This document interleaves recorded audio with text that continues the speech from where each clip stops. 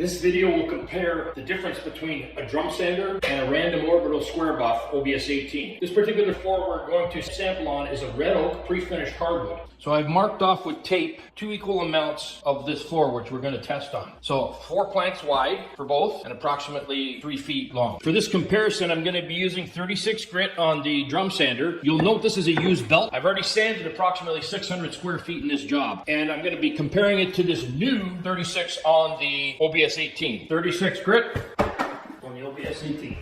When you see these floors, you think they're perfectly flat. To the visual eye, you would say, yeah, it is. But when you get close to the planks and you feel the difference, there's always slight differences in the heights. So for instance, one plank here compared to this is approximately 0.5 millimeter, or if you're the inch guys, 20 thousandths of an inch. When you're trying to sand it with this, it takes forever to get it flat because you could never get the one that's 0.5 millimeter or 20 thou higher down to the one that's lower. But the drum sander will do it much quicker.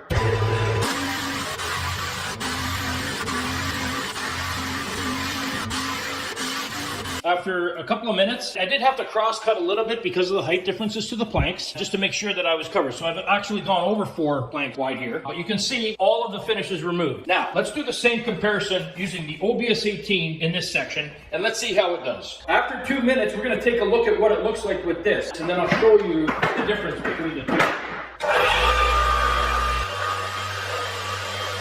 I gotta set the timer. Got a microwave here. I set the timer to 2 minutes and 30 seconds. I've already done about 10 seconds. We're gonna do it through this 230 and we're gonna take a look at it.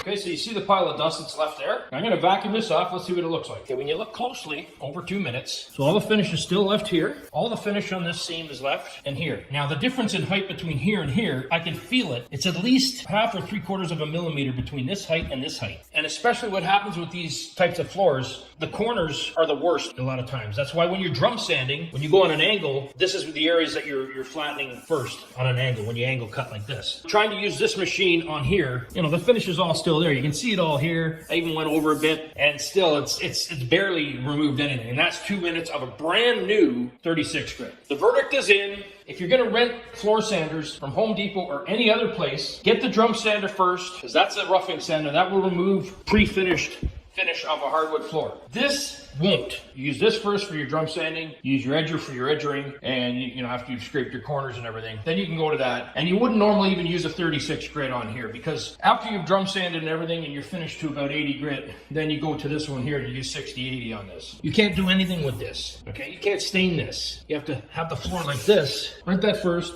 rent that last. Good luck, happy sanding and refinishing. David.